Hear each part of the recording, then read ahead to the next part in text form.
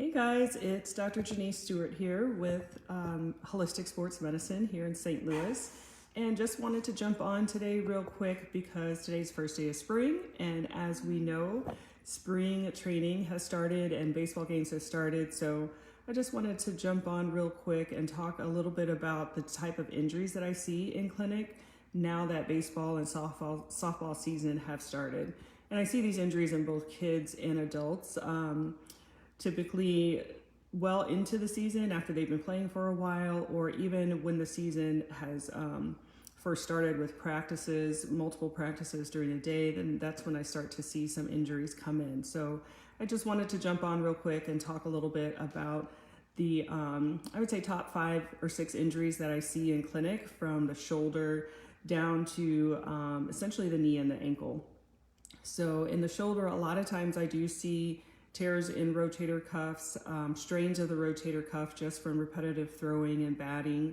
We can also see torn labrums for the same reason, a lot of repetitive throwing, batting, things like that.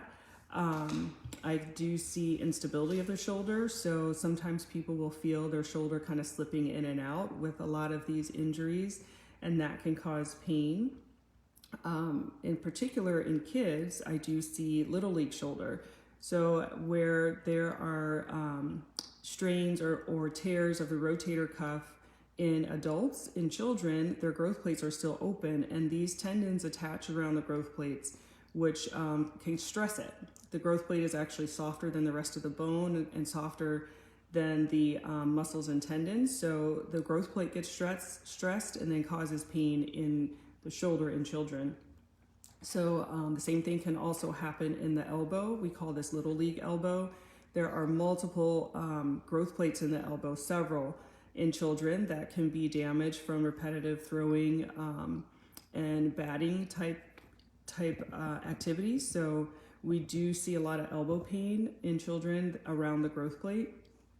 In adults, again, tendonitis, so all the muscles of the forearm that attach at the elbow, you can get pain in that just from repetitive gripping, particularly pitchers, catchers that have to throw a lot.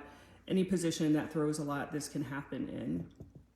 In the wrist, again, it can be tendonitis as well because of all the tendons that start out in the elbow and come down into the wrist and attach at the fingers. This can cause tendonitis here as well. We do sometimes see fractures in the wrist. Typically, we see this when somebody is diving or colliding into another player. They can actually fracture their wrist. This can happen in the ankle as well with sliding or colliding with a player. We do sometimes see ankle fractures. Fingers. I do see a lot of finger injuries just from the impact of the ball, getting fingers bent in strange ways while catching or throwing a ball or colliding with a player. I do see finger fractures too. Knees I don't see too much of, but if I see any injuries in the knee from baseball or softball, typically it's a ligament injury, so either the ACL or the PCL, the anterior and posterior cruciate ligaments, or the collateral ligaments, so the medial and the lateral collateral ligaments can be sprained as well or even torn.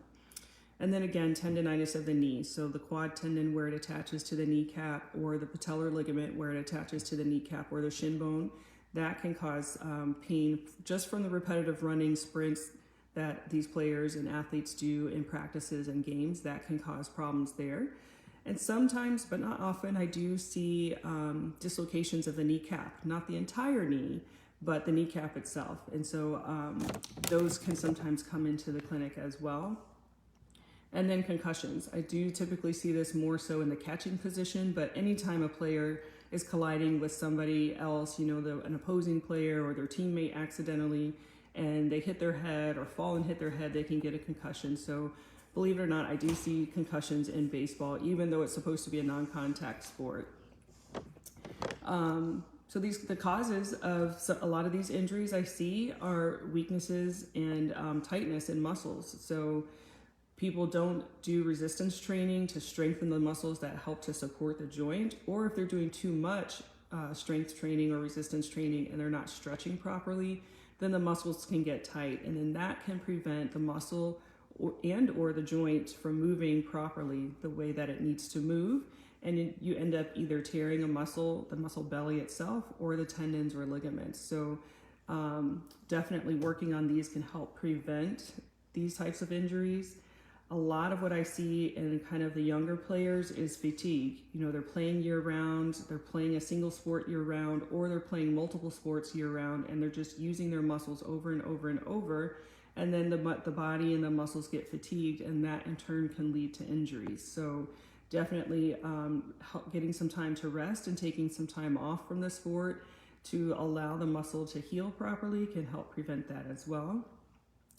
Extended time in play. So when you're playing in tournaments or playoffs, when you're just having multiple games back to back, or, you know, within a couple of days of each other, and you're not getting proper rest, this can increase your risk of injury as well, particularly in the throwing sports, so baseball and softball, where we have our pitchers, when they're just doing repetitive pitching in practice, and they have to get in the game and pitch for several innings. This can also tire out the muscles and the ligaments, and then you start to lose your form and alter how you're throwing or batting due to the pain or just because you're too tired, and this does increase your risk of injury as well. So in a future video, I'll talk a little bit about pitch counts in baseball and softball for the younger players and athletes, but for now, that can also increase your risk of injury too. Playing on multiple teams. So we see these kids that play at multiple levels, like high school, you know, they start out as a freshman and they make the sophomore team, or they make varsity, junior varsity, and then they're playing multiple games back to back to back, and that can increase the risk of injury as well. Lack of sleep, poor diet, minimal days of rest, all of these things that allow the body to function properly and move properly, if they aren't done, so you're not sleeping, you're not getting good nutrition, you're not taking the time to rest and recover, this can increase your risk of injury as well. And then sometimes playing certain positions, pitching and catching, can increase your risk of injury just because of the stress and repetitive movements that you have to do for these positions.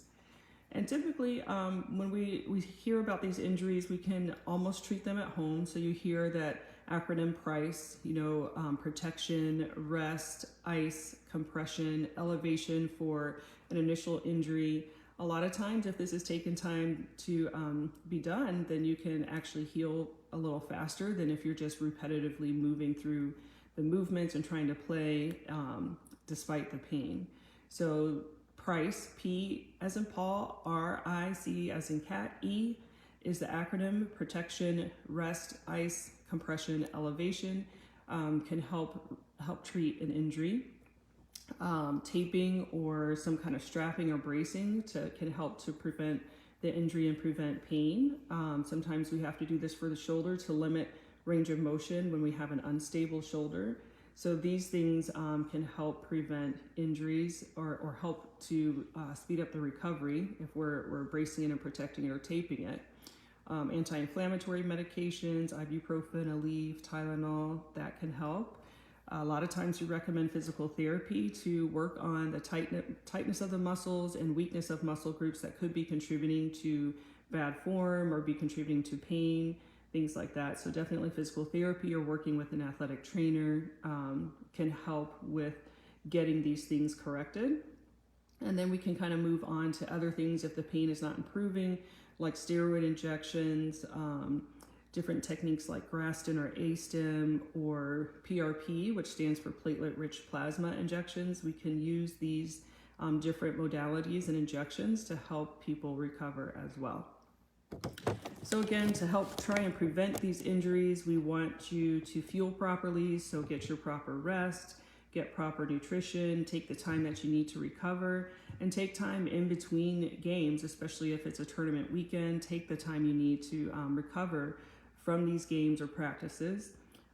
Definitely warming up for practices and games. We don't see this too often at the Little League level, or it's just done minimally, but as you get higher up in the sports, or you have someone dedicated that makes the athletes do it, warming up properly. So getting your heart rate up, getting your blood flow so that your muscles are warm and you're not going out there with cold muscles, because this can increase your risk of injury. And definitely stretching. So you want to warm up and then stretch, and then even cooling down after practices and games, you do want to stretch and get your heart rate down so that you can recover. Definitely cross training. So all my athletes that want to play their sport year round, I definitely recommend taking 2 to 3 months off at a time so that you can recover and cross train and use your muscles in a different way. Because if you're playing baseball or softball year round, football year round, soccer year round, any of those sports that are almost specializing kids, you're just using the muscles in the same way. So if you cross train and do a different type of activity, you can work the muscles differently and then in turn increase your strength and your speed. And then lastly, resistance training, again, increases your strength and your speed. I do have all of my athletes, whether you're baseball, gymnastics, track, cross country, my ultra marathoners work on core. It not only is what keeps you upright during the day, kind of helps you know where you are and where your body is in relation to the rest of your body and what you're doing with these movements. But it can also make you faster. A lot of times my athletes are surprised at how fast their times improve, or how much their times improve once they start resistance training and increasing their core strength. So I hope this is helpful for all my athletes that are starting their spring sports. And if you're ever injured or need any help or advice, please feel free to reach out to me at Holistic Sports Medicine on Instagram and Facebook. Janice Stewart MD on YouTube and LinkedIn. You can always give me a call at 314-257-0060 to schedule an appointment, or go online to drjanicestewart.com to schedule an appointment as well, or just send me an email, ask me questions. All right, guys, hope you are enjoying this beautiful first day of spring, and till next time.